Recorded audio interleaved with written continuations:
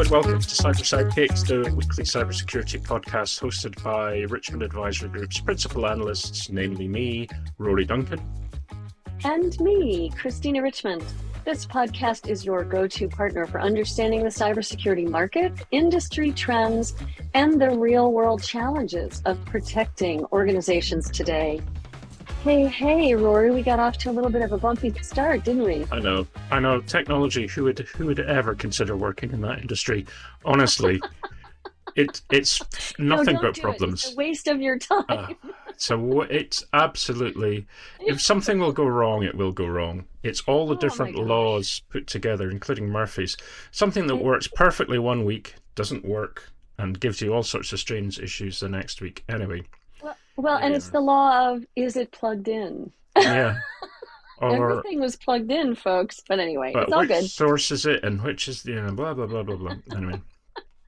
All right, so here we are, and let's just jump in. So if you haven't subscribed for our newsletter, we'd love you to join us. Go to richmondadvisorygroup.com, and on that homepage, there is a sign up for the newsletter.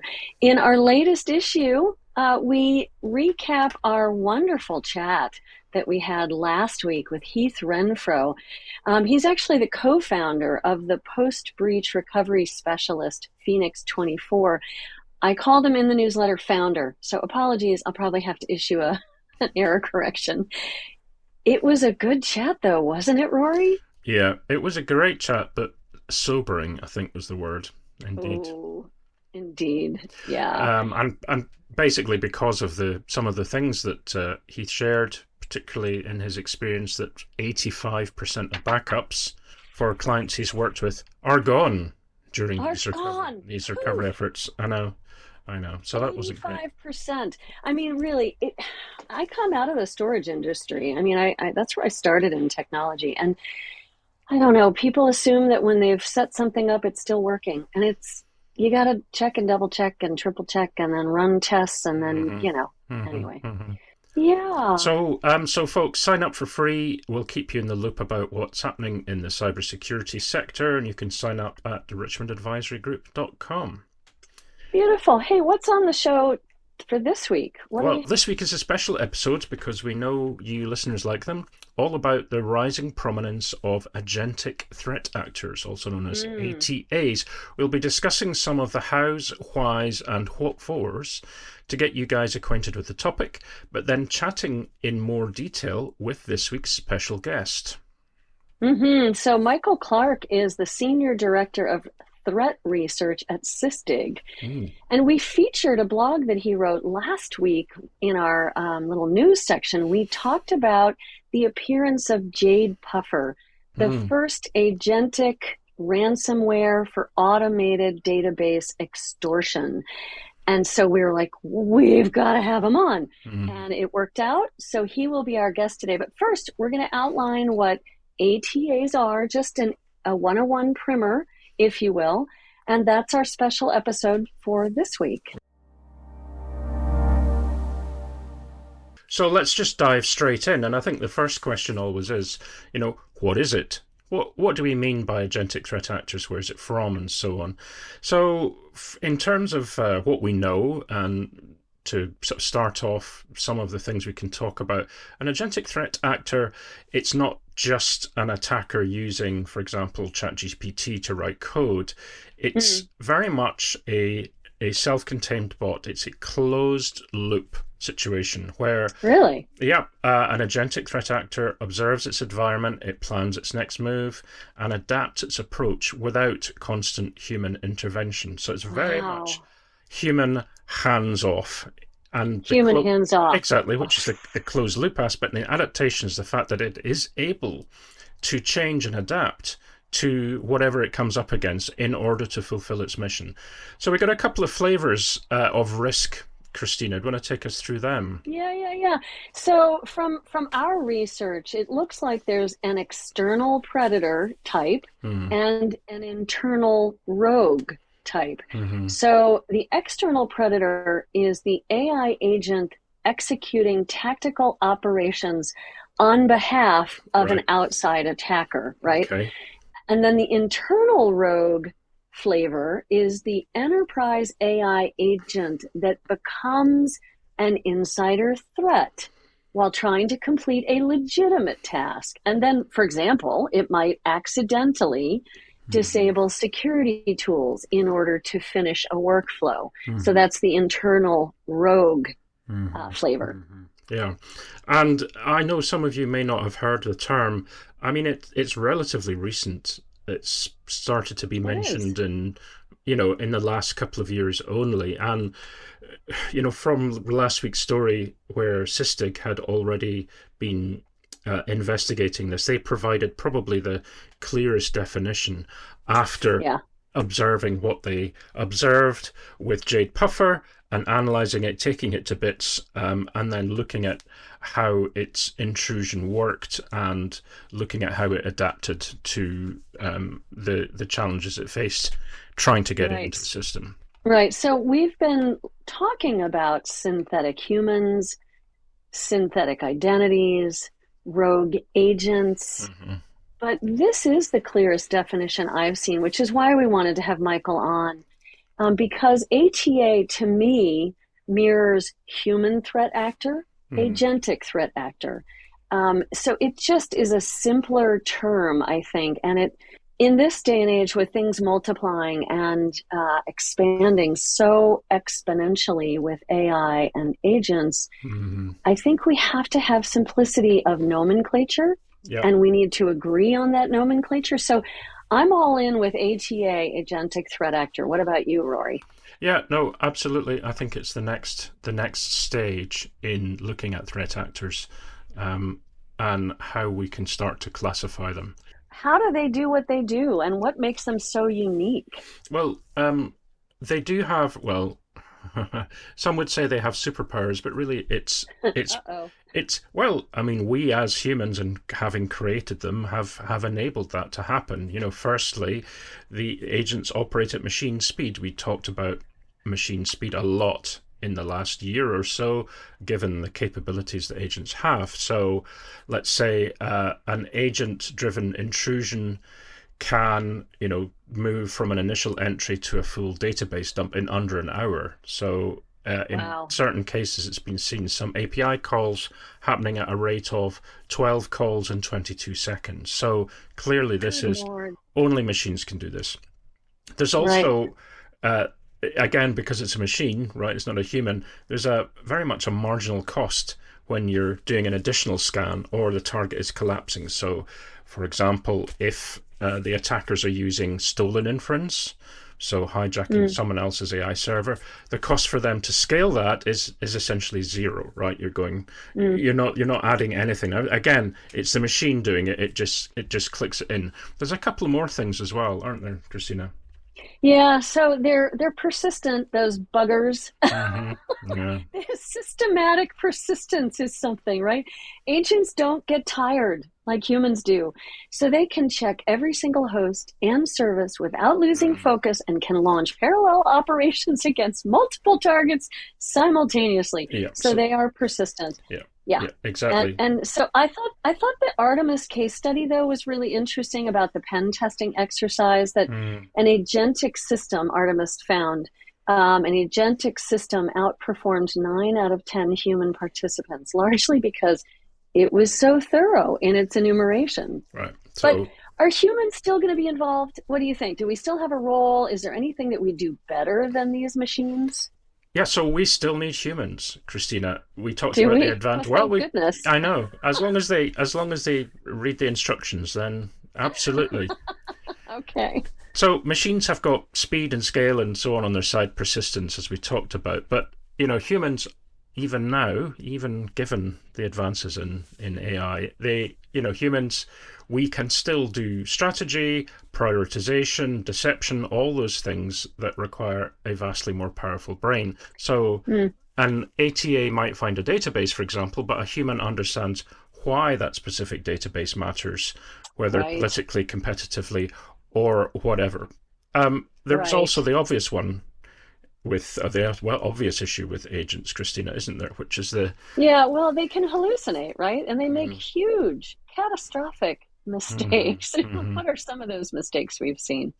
Well, there's the 200 OK trap, which was a case where an agent thought it had successfully logged in because it received a 200 OK response, not realizing it was actually just being directed or redirected to the login page. So that's one example. And then, of course, as we mentioned, there's the Jade Puffer fail. So an agentic ransomware attack failed because the agent generated an encryption key but forgot to save or transmit it.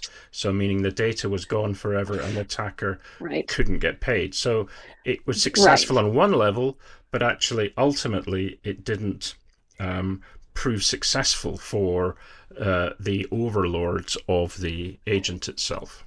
That's right. And also they struggle with messy environments. And we humans are messy. That might actually be one of the benefits to being a messy human, is that agents struggle with GUIs, graphical interfaces, and nuanced social engineering that requires building trust over time. So we've got a few things still that we can lord over the agents at this time. But let's chat about defensive countermeasures, because I think our listeners will want to know not just what this is, how ATAs work, where the humans are still in the loop, but what can they do about ATAs? Well, there's a few that we can outline. I think the first one is about what we call it hacking the hacker, right? So agents are instructed to read their environment, but defenders can use, the poisoned chalice, the poisoned observations, the chalice from the palace holds a brew that is true, and so on. Sysdig. What's that from, Rory? What's that from? Oh, that's a fairy tale, a fable? Oh, that's Danny Kaye. I can't remember the name of the film, but he had to give somebody the poison, but he couldn't remember which of the goblets had the poison in. So it was the chalice from the chalice from the palace holds a brew that is true. So he had to learn it that way. Anyway, so Sysdig, and we'll hear a bit more about that later, successfully redirected an attacking agent by planting a fake instruction inside a JSON error response. So poisoning, knowing that the agent will do its thing and read the environment, but it picked up something that ultimately would stop what it was doing, poison it. Well, I like that. And that was from The Court Jester. Oh, yes. The movie The Court Jester. Yeah, I love Danny Kaye. We won't go down that rabbit hole, but I love Danny Kaye. And we could talk about Danny Kaye for hours, but we won't.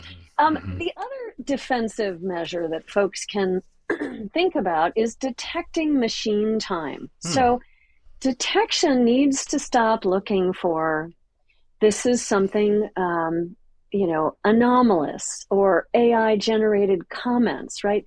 They need to look at goal-oriented sequences and machine speed adaptation. And that is the anomaly, not the comments, not trying to log into a particular system, but goal-oriented sequences and machine speed adaptation, right? Yeah, exactly. That's a good one. The third area, we've talked about this a lot, and it comes up a lot in our, the kind of the basic principles of cybersecurity, going back to the kind of boring things, but the ones that make sense ultimately are, trying to limit what could happen if an agent like Jade Puffer, gets in. In other words, managing the blast radius, as we'd call it. So it's all about making sure you've got principles like least privilege and segmented credentials put in there. In other words, an agent can't use a tool it doesn't have access to, but sometimes we forget that. But it doesn't really matter how smart its reasoning is. So it could be trying to adapt. But if it can't get in, then that's it. The game's up. So zero trust still lives on. So John Kindervag would be happy that his term and the need for least privilege lives on, and it continues with AI and agentic threat actors. Exactly.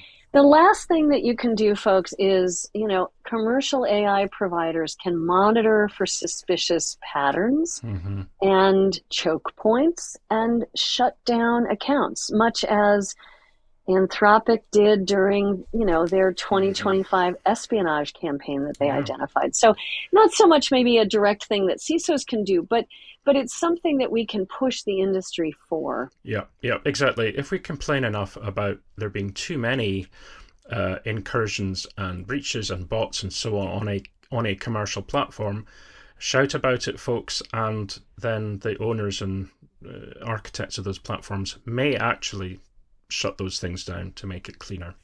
Yeah, indeed. So what do we think the bottom line is? Let's wrap this up. Okay, so basically we've got probably three things. I'll do the first one if you like. And I think, sure. The reality is that a lot of what we talk about, Christina, is about what's emerging or happening, or we're seeing outlying examples that perhaps would indicate something that would be of greater significance in the future. But, AI isn't replacing attackers yet fully. We're seeing attackers replacing their scripts with AI, for example, and, that is likely to continue.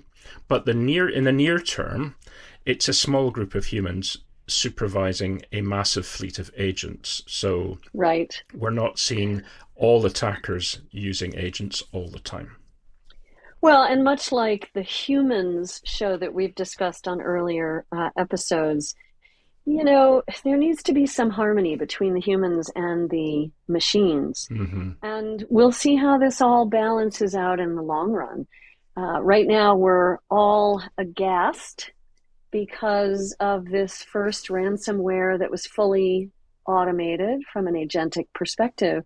But we have to remember and have a little balance in our thinking that humans are still in the loop, they're still needed, and that AI has not taken over everything. The humans still need to be the directors, the thinkers, the strategists, and but they do have these fleets, as Rory said, of these agents. The other thing is scaffolding advantage is important. It's not so much about who has the best brain or the model. It's about who has the best scaffolding, the tools, the memory management, and the orchestration that let the model act on its own. So that's something to think about. And that's another responsibility on the architects that, if they're going to build the best brain and attackers get the benefit of it, great. But then also think about the choke points and the takedowns that you're going to need to do to counteract that. Yeah. And a final thought to leave our listeners with is, if an agent can move in seconds or milliseconds, a defense that waits for human analysts to review an alert is already too slow. So the idea is we have to then reduce the machine time to damage. In other words, how can we use the same tools in many ways to then identify and shut off any time that the agent has to cause damage and create issues for the organization. Great. So our special guest this week is Michael Clark, who is the Senior Director of Threat Research at Sysdig. Hi, Michael. Thanks for persisting and coming on for the re-recording of this, which should hopefully not have any technical issues this time. Welcome to the show. Thanks. Thanks for having me back after all that trouble. Yeah, well, we appreciate you persisting. It was very important for us that we got you back on, having we mentioned your name before and reached out to see if you could make it. So, yeah, great. Thanks for that. Hey, Mike. Yeah, we're super happy you were able to come on the show today. Thanks so much for spending time with us again.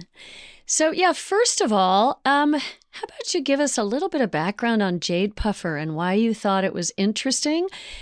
That would be great. And then we'll get into our softball question. Thanks. Sure. So Jade Puffer is a name we gave to an agentic threat actor, which really just means that on the other end of the connection is an LLM.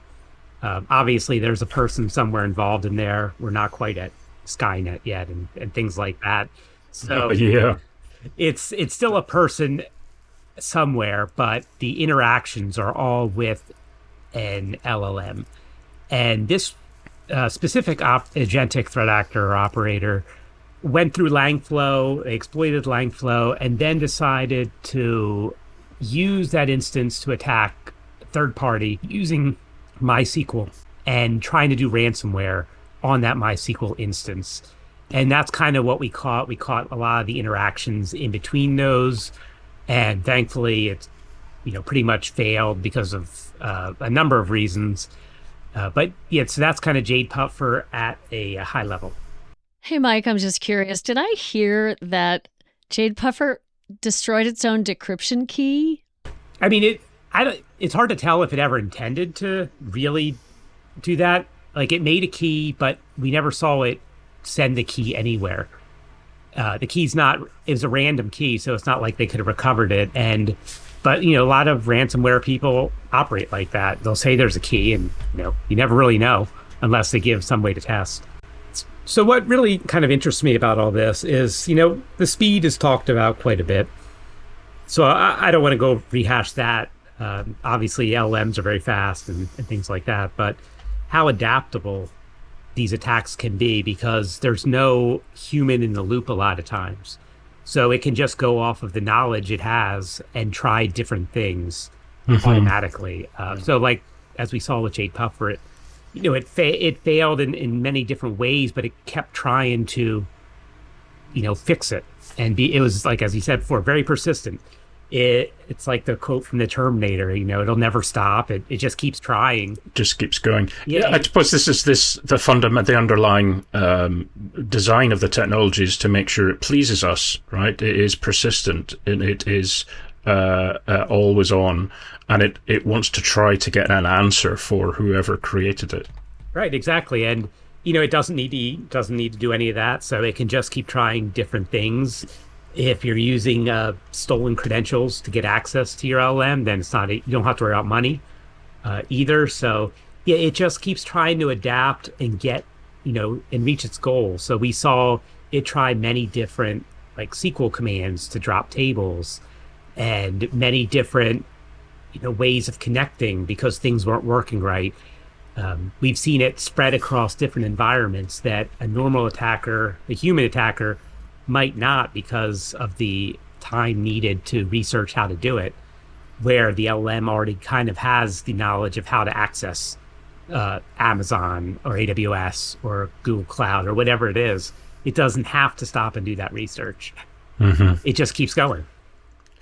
Did you get an impression, Michael, and I know that there's that the saying about you can always tell something about the creator by what they have created. Did you get the impression of what was behind this in terms of the approach, the style, what the agent was doing or not doing? You talked about persistence there and the adaptability. Did you get any other impression of what was behind this? Who might have been creating it?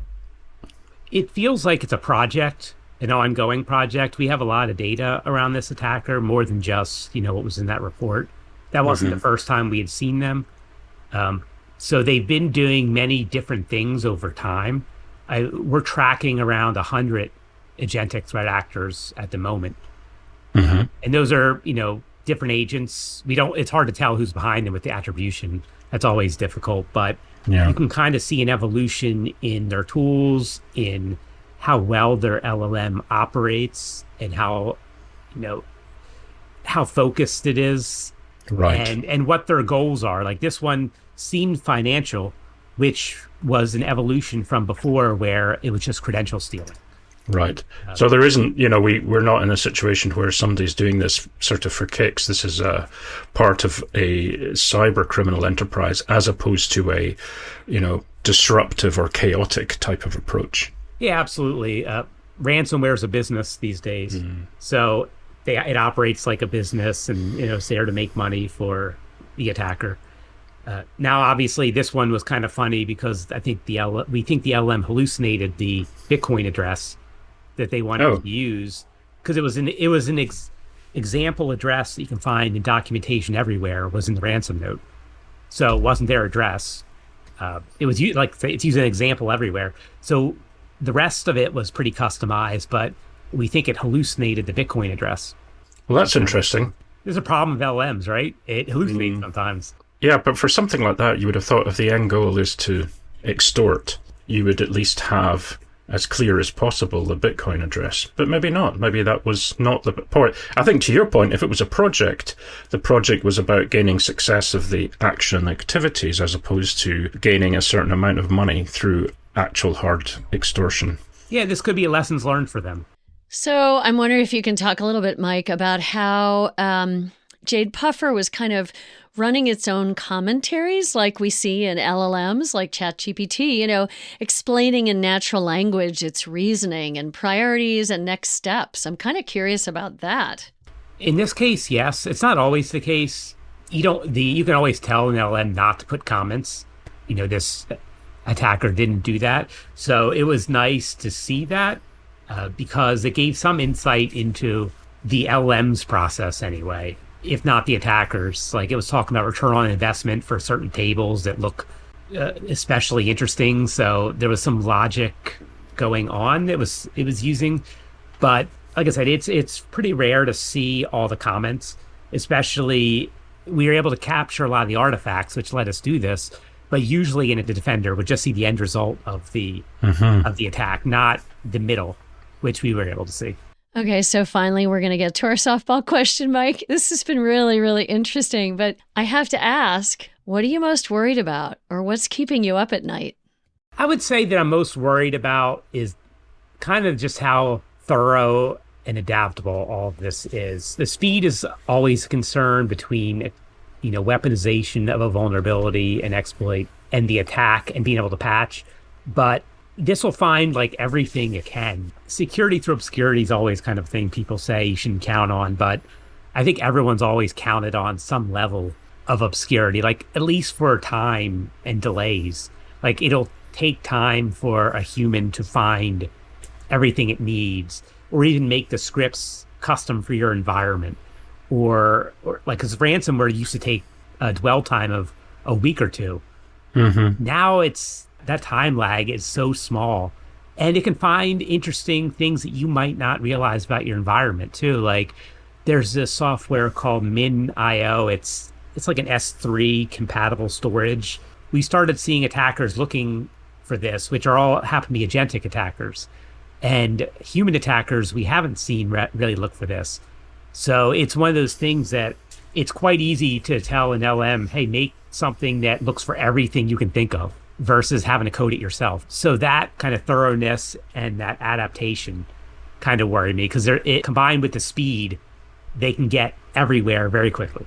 Part of it is, I think I've been doing this for a long time, and this is really just an evolution of everything. So it's nothing, AI is not doing anything extremely new. It is just doing it more efficiently and better. So it wouldn't be like, the whole quantum encryption thing that people are worried about, where suddenly every encryption key is able to be broken. This is more just like an evolution of attack methods we already know. It's exploiting problems everyone already knows about. It's just doing it in a much better way. Well, I just said I was just doing a little bit of fact checking in the background about the comment about Skynet, and that's correct. It isn't. We're not here yet. Apparently, it's next week. Oh, it is? Next week. Yeah, next week. So we've got 7 days. Get your bug out bag organized. That'd be ironic. Find your bunker. I know it would, wouldn't it? But yeah, awesome. So yes, Christina. Oh dear, what could go wrong? Find your bunker. Oh goodness. All right. Well, on that note, I think we should probably let Mike go. It was just so great to have you on the show. Thanks for sharing so much information about Jade Puffer. We hope you'll come back and join us again in the not too distant future. Thank you for having me. I had a lot of fun. Great. Thanks, Mike. Bye-bye. All right. So what do we have next week, my friend? We should probably wrap the show up and look for what's going on next week. Yes, we should definitely wrap before the whole thing falls to pieces completely, given the technology issues we've had today. I always blame solar flares and sunspots and things, but I don't know if I can this time round. Well, next week we have Paul Moat, who's the VP Solutions Architect at Synac. I think that's going to be a really interesting episode. I think it will be as well. So stay tuned for that, folks. And meanwhile, let us know your thoughts. You can get in touch with me, Christina, at richmondadvisorygroup.com. And you can get in touch with me, Rory. It's Rory at richmondadvisorygroup.com. Or And we can also use the info@richmondadvisorygroup.com. So reach out, please. Let us know what we can do better, what you'd like to see more of. Oddly and interestingly, not maybe oddly, folks do want to see us. I thought we had faces for radio, but they do want to see us, Rory. So we are working towards getting on video, and then you may change your minds. Yeah, well, hair and makeup and so on. Yes, and Hair and makeup. Right, on that note, thanks everybody for listening. We look forward to tuning in again next week. Yeah, and before you say bye-bye, I just want to shout out to Michael Clark. Thank you so much for coming on last minute. Great chat with Mike. Really interesting stuff that they're seeing over at Sysdig. So thanks again for the last minute visit and for joining us. And yeah, have a great week, folks. We'll see you next week. Maybe even see you next week. Bye-bye. Bye-bye.